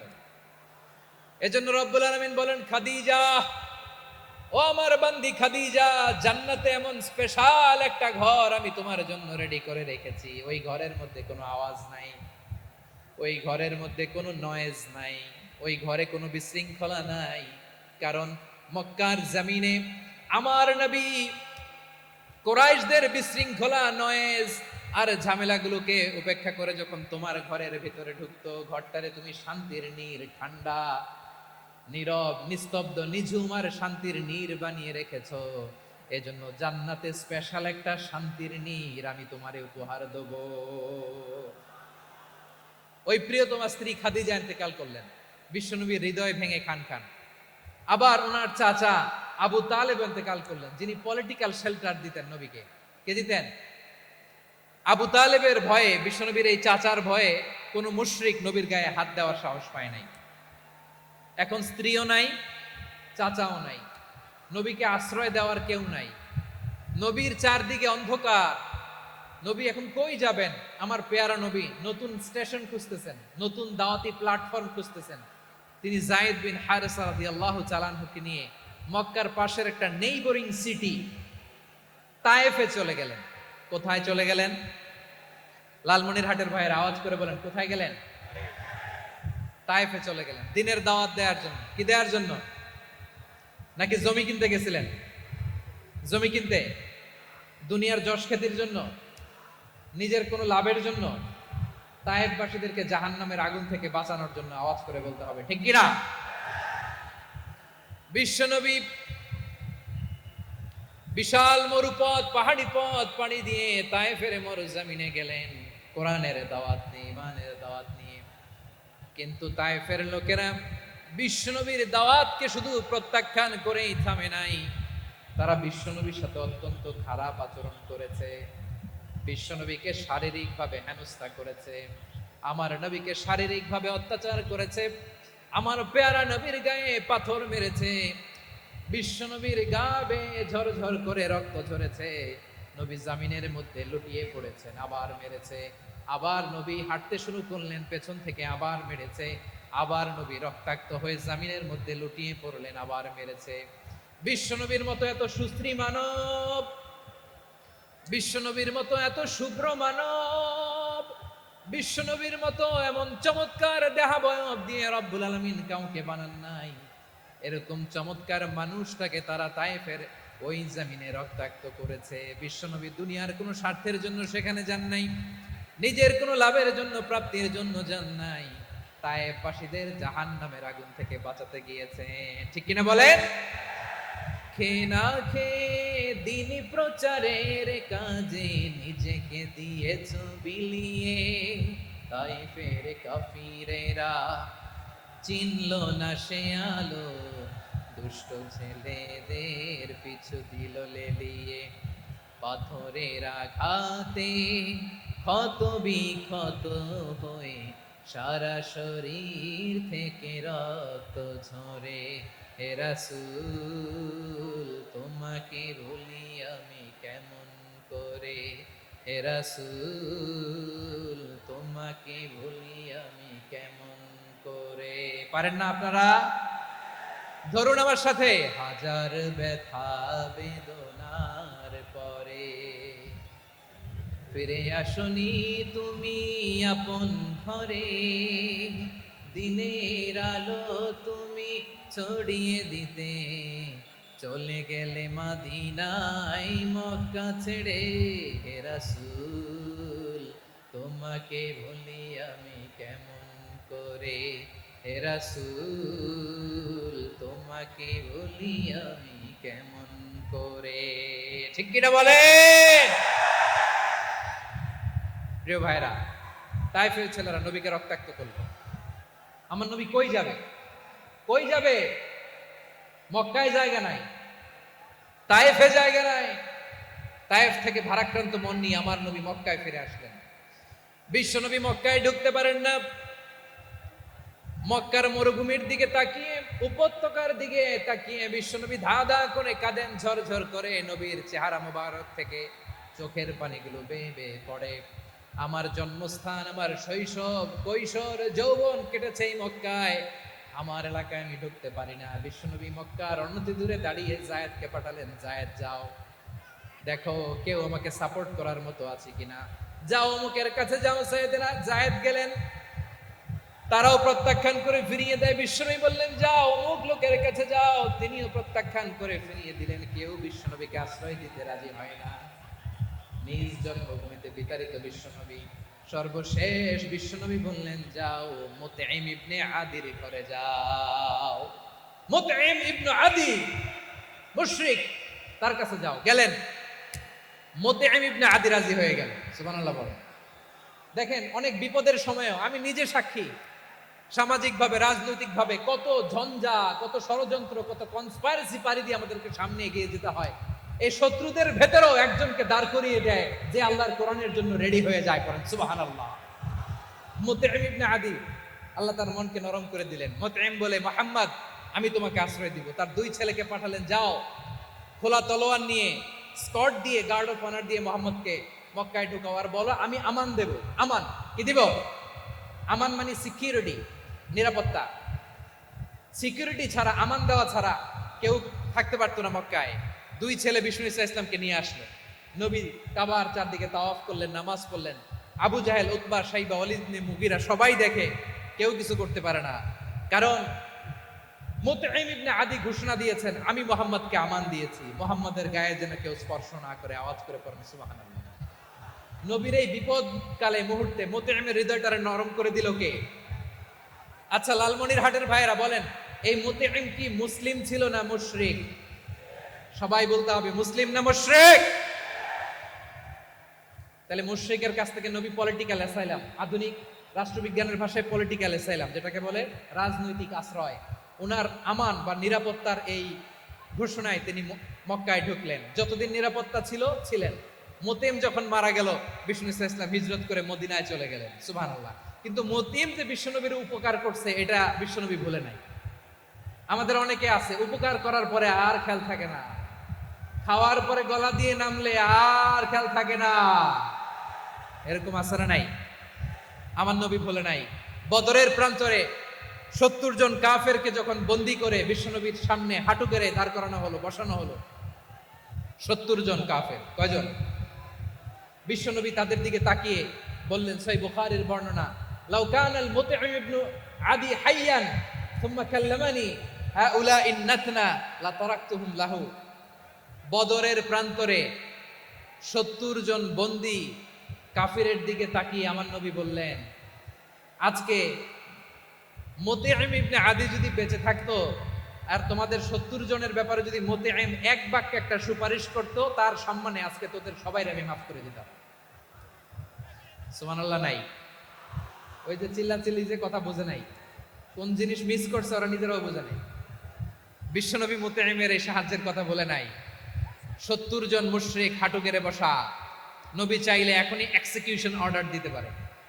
তিনি বললেন, আজকে যদি মুতঈম বেঁচে থাকতো, আর মুতঈম যদি তোদের জন্য সুপারিশ করতে, এই আবর্জনাগুলোর ব্যাপারে সুপারিশ করতে, আমি মুহূর্তেই তোদেরকে এমনি মাফ করে দিতাম। এবার বলেন, ইসলাম কি ন্যারো মাইন্ডেড না ব্রড মাইন্ডেড? শুধু তাই নয়, যাকে যে সম্মান দেয়ার আমার নবী দিতেন, হোক আস্তিক হোক নাস্তিক, হোক মুসলিম হোক অমুসলিম। বিষ্ণু ইসা ইসলাম যখন রোমান সম্রাটের কাছে চিঠি লিখেছেন, আমার প্রিয় লালমনিরহাটের ভাইরা, অল্প কয়েক মিনিট কয়েকটা জরুরি কথা বলবো, এদিকে তাকান, এদিকে তাকান। রোমান সম্রাটের কাছে বিশ্বনবী যখন চিঠি লিখলেন মিন মুহাম্মদ রাসূলিল্লাহ ইলা হিরাকলা আযীমির রোম, মুহাম্মদের পক্ষ থেকে হিরাক্লিয়াসের কাছে, যিনি হচ্ছেন আযীমির রোম। এটা নবী নিজ থেকে বানায় লিখছেন অতিরিক্ত সম্মান দিয়ে। কোন রাষ্ট্রপ্রধান যখন আসে তাদেরকে আমরা কি বলি জানেন? তার নামের শেষে এইচ ই এটা লিখতে হয়, H.E. মানে হিজ এক্সেলেন্সি। কি লেখে? হিজ এক্সেলেন্সি অথবা ইউর হাইনেস, ইউর ম্যাজেস্টি।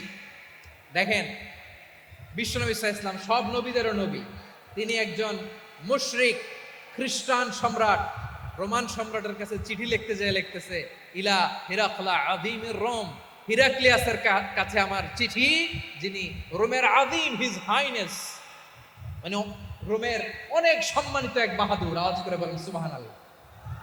তার মানে যাকে যে সম্মান দেয়ার এটা বিশ্বনবী দিতেন। এমনকি যেই ইহুদিরা ভালো ছিল এই ইহুদিদেরও প্রশংসা করেছেন বিশ্বনবী মুহাম্মদুর রাসূলুল্লাহ সাল্লাল্লাহু আলাইহি ওয়াসাল্লাম। এক ইহুদির প্রশংসা করেছেন বিশ্বনবী। ইহুদির কার? আমি তো আমার ভাইয়ের প্রশংসা করি না, আমি তো এক আলেম আরেক আলেমরে স্পেস দেই না, আমি তো এক দায়ী আরেক দায়ীর সাথে বসতে চাই না। আমার নবী ইহুদির প্রশংসা করে। কার প্রশংসা? ওই ইহুদির নাম ছিল মুখাইরিক। সিরাত গ্রন্থ ঘাটলে পাবেন। তিনি বলেছেন মুখাইরিক খাইরু ইয়াহুদ, Mukhairiq is the best of the Jews. জুইশদের মধ্যে সে সবচেয়ে ভালো। কেন প্রশংসা করলেন তার? এর কারণ মদিনা চার্টারে কথা ছিল সব ধর্মের মুসলিম, মুশরিক, ইহুদিরা মিলে মদিনাকে রক্ষা করবে। কিন্তু তৃতীয় হিজরিতে যখন উহুদের যুদ্ধ শুরু হলো, সবার কথা ছিল যেই আক্রমণ করে আমরা মদিনাকে বাঁচাবো। কোন শহরকে বাঁচাবো? মদিনাকে। কিন্তু কুরাইশরা যখন অ্যাটাক করলো, ইহুদিরা আর আসে না, ইহুদিরা আর বেরোয় না। বিষ্ণু বললেন, ওহে ইহুদিরা, তোমরা না চুক্তি করলে আমার সাথে যে মদিনা বাঁচাতে সবাই ঝাঁপিয়ে পড়বো, আসো। একটা ইহুদিও বেরোয় না, কেউ আসে না সেদিন, একজন ছাড়া। তার নাম মুখাইরেক। তার নাম কি? মুখাইরেক বাহাদুরের মতো ঘোড়সাওয়ার হয়ে বেরিয়ে গেলেন এবং বললেন, গোটা ইহুদি সাম্রাজ্যের একজনও যদি না আসে, আমি মুখাইরেককে কেউ ঘরে আটকে রাখতে পারবে না। বেরিয়ে আসলেন, এসে বললেন, আমি মুহাম্মদের পক্ষে যুদ্ধ করব। আমি মারা গেলে আমার সম্পদ আমার উত্তরাধিকারীরা পাবে না, আমার সম্পদ তোমরা মুহাম্মদকে দিয়ে দিবা। সুবহানাল্লাহ। উহুদের ময়দানে 70 জন মুসলমান শহীদ হলো। এই ইহুদি সেও মুসলমানের পক্ষে যুদ্ধ করে নিহত হলো। সুবহানাল্লাহ বলেন। মুসলিমদের লাশ যখন নিয়ে আসা হলো, এই মুখাইরিকের লাশও নিয়ে আসা হলো। মুসলিমদের লাশের পাশে মুখাইরিকের লাশ দেখে বিশ্বনবী মুখাইরিকের প্রতি অনেক খুশি হলেন। আর বিশ্বনবী খুশি হয়ে বললেন, মুখাইরিক খায়রু ইয়াহুদ, মুখাইরিক যদিও তুমি ইহুদি, তারপরে তুমি সব ইহুদিদের মধ্যে সেরা ইহুদি। পড়েন সুবহানাল্লাহ। আমার নবী ইহুদিকেও সম্মান দিতে কার্পণ্য করে নাই। আওয়াজ করে বলেন আল্লাহু আকবার। প্রিয় ভাইরা, এবার সর্বশেষ আওয়াজ করে বলেন, ইসলাম কি ন্যারো মাইন্ডেড নাকি ব্রড মাইন্ডেড? সবাই বলেন, ন্যারো মাইন্ডেড না ব্রড মাইন্ডেড? এজন্য অমুসলিম হইলেই তারা আমাদের শত্রু নয়। শত্রু কারা? এই লালমনিরহাটের ভাইরা শোনেন, শত্রু কারা? যে সমস্ত অমুসলিম আমাদেরকে নিশ্চিহ্ন করে দিতে চায়, যে সমস্ত অমুসলিম আমাদের ভূখণ্ড থেকে আমাদেরকে তাড়িয়ে দিতে চায়, যে সমস্ত অমুসলিম আমার ধর্ম নিয়ে তুচ্ছতাচ্ছিল্য করে চিল্লায় বলেন ঠিক কিনা, তারা আমাদের শত্রু। সাধারণ অমুসলিমরা আমার শত্রু নয়। এই যে হিন্দুরা থাকে এরা আমার ভাই, বৌদ্ধরা আমার ভাই, খ্রিস্টানরা আমার ভাই, ইহুদিরা আমার ভাই। তারা দিনই ভাই নয়, তারা মায়ের পেটের ভাই নয়, তারা মানবিক দিক থেকে ভাই। ও মানুষ, আমিও মানুষ। ইসলাম মানুষকে সম্মান করে, চিল্লায় বলো ঠিক কিনা। যারা আমাদের অস্তিত্বকে নিশ্চিহ্ন করতে চায়, যারা আমাদের ভূখণ্ডকে দখল করতে চায়, যারা আমাদেরকে নিয়ে মকারি করে, ফান করে, টিটকারি করে, আমার ধর্ম নিয়ে খেলা করে, তাচ্ছিল্য করে, ওদের বিরুদ্ধে আমাদের জিহাদ। সাধারণ মুসলিম আমাদের শত্রু নয়। আপনি জানেন নিউ ইয়র্কে, আমি তো নিউ ইয়র্কে ছিলাম অনেকদিন, ওখানে ফিলিস্তিনিদের পক্ষে যখন আমরা মিছিল করেছি, অনেক ইহুদি আমাদের সাথে মিছিলে দাঁড়িয়েছে। কারণ ওরাও জানে এই ভূখণ্ড ফিলিস্তিনিদের ভূখণ্ড। আওয়াজ করে বলো লালমনিরহাট ঠিক কিনা? ইসরায়েলের রাজধানী খোদ তেল আবিবে অনেক ইহুদিরা বেঞ্জামিন নেতানিয়াহু তার বিরুদ্ধে মিছিল করেছে। তো তারা কি আমাদের শত্রু? না। অনেক খ্রিস্টান আমাদের সাথে, আমাদের স্বার্থ রক্ষায় আমাদের পাশে দাঁড়িয়েছে। খেয়াল রাখবেন, হিন্দু আর হিন্দুত্ববাদ এক নয়, ইহুদি ধর্ম আর জায়নিজম এক নয়। জায়নিজমের বিরুদ্ধে আমাদের সংগ্রাম, আমাদের জেহাদ। চিল্লায় বলেন ঠিক কিনা? এই যে ফিলিস্তিনের ভাইরা, তারা তাদের স্বাধীনতা সংগ্রামের জন্য লড়াই করছে, করে যাচ্ছে, আমরা এটাকে সমর্থন জানাই। চিল্লায় বলো ঠিক কিনা? কাশ্মীরের ভাইরা স্বাধীনতার জন্য সংগ্রাম করছে, আমরা সেই সংগ্রামকে সমর্থন জানাই। আওয়াজ করে বলো ঠিক কিনা? যারাই আমাদের ইসলামকে নিশ্চিহ্ন করতে চায় তাদের বিরুদ্ধে আমাদের সংগ্রাম। আওয়াজ করে বলতে হবে ঠিক কিনা? ওই সমস্ত দুর্বৃত্তদের সাথে আমাদের কোনো সম্পর্ক নাই। আমরা যদি ঐক্যবদ্ধ থাকতে পারি, ওই দুর্বৃত্তরা চান্স পায় না। আমরা ঐক্যবদ্ধ থাকতে রাজি আছি। লালমনিরহাটের ভাইয়েরা, আমরা ঐক্যবদ্ধ থাকলে ওই দুর্বৃত্তদের কালো হাত ভেঙে দিতে আমাদের সময় লাগবে না। তাদের কালো হাত ভেঙে দিতে রাজি আছে মুসলমান? কারা কারা রাজি? দু হাত তুলে দেখাও।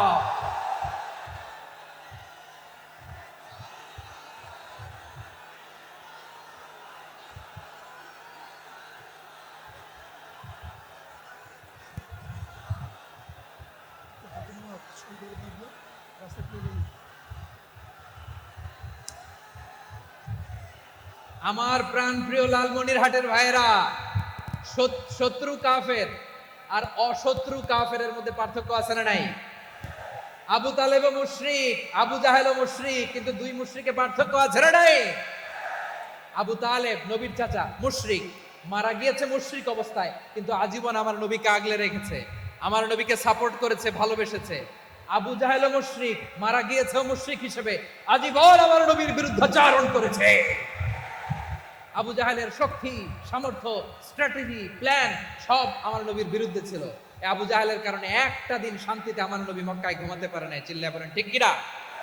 এজন্য রব্বুল আলামিন বলেন, লা ইয়ানহাকুমুল্লাহু আনিল্লাযীনা লাম ইউকাতিলুকুম ফিদ-দীন ওয়া লাম ইউখরিজুকুম মিন দিয়ারিকুম আন তাবাররুহুম ওয়া তুকসিতু ইলাইহিম ইন্নাল্লাহা ইউহিব্বুল মুকসিতিন।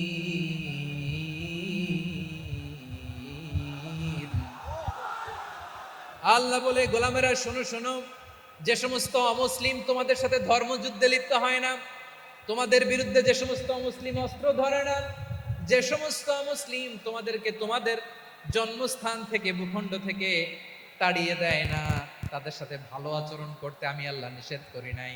তাদের সাথে সদাচরণে কোনো নিষেধাজ্ঞা নাই, বরং তাদের সাথে সদাচরণ করো, এটাই আমি আল্লাহ চাই।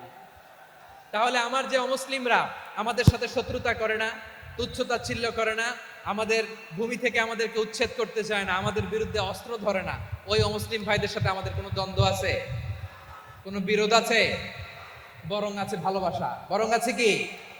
এই ভালোবাসা দিয়ে আমরা বিশ্ব জয় করব। রাজি আছে মুসলমান? আমাদের পুঁজি ভালোবাসা। আমাদের পুঁজি কি?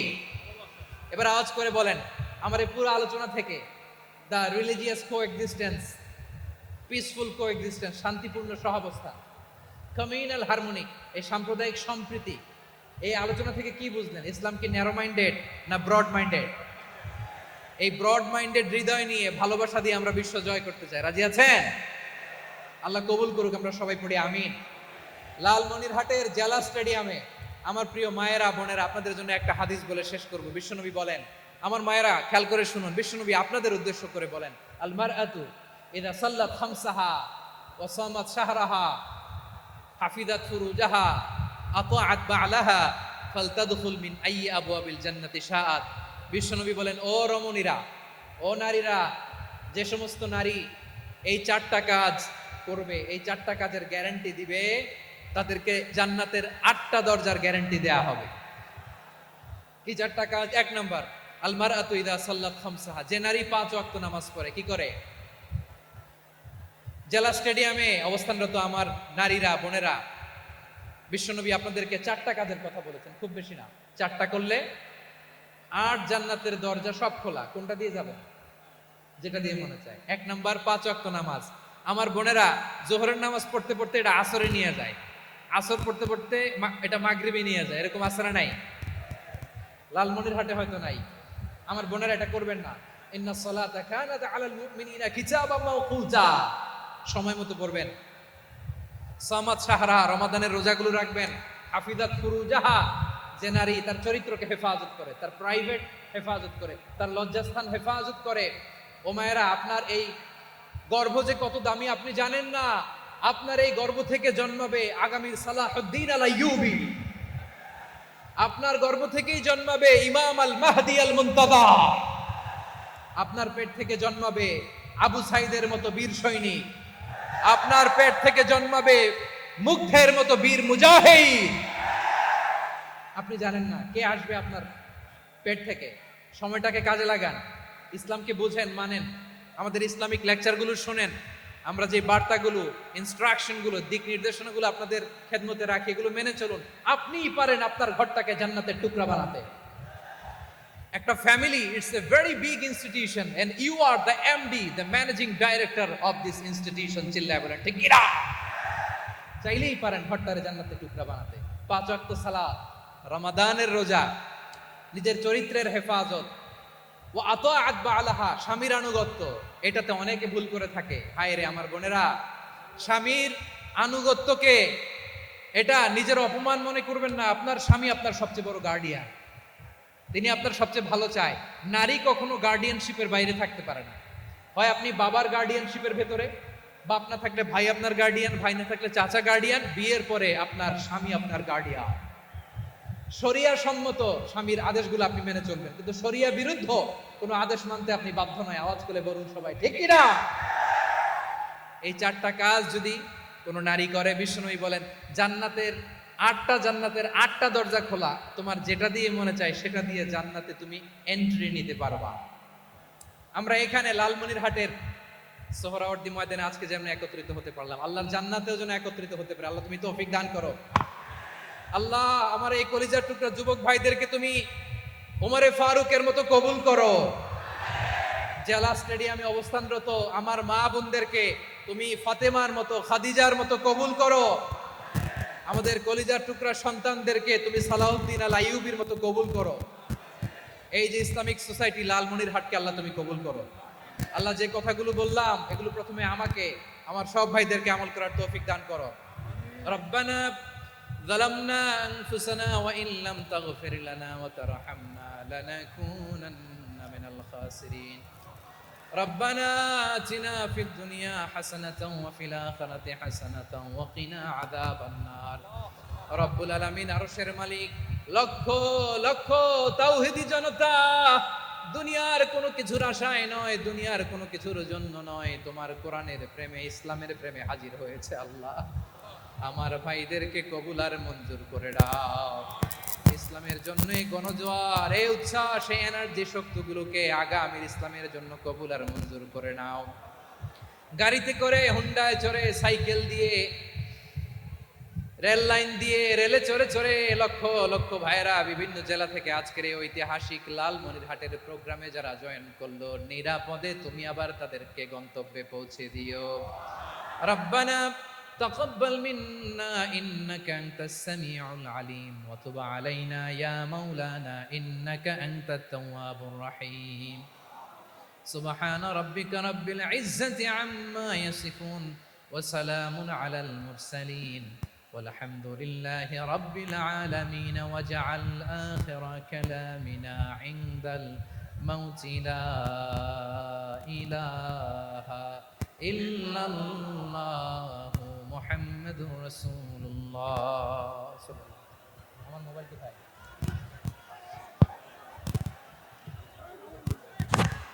হুজুর ফোন। আসসালামু আলাইকুম।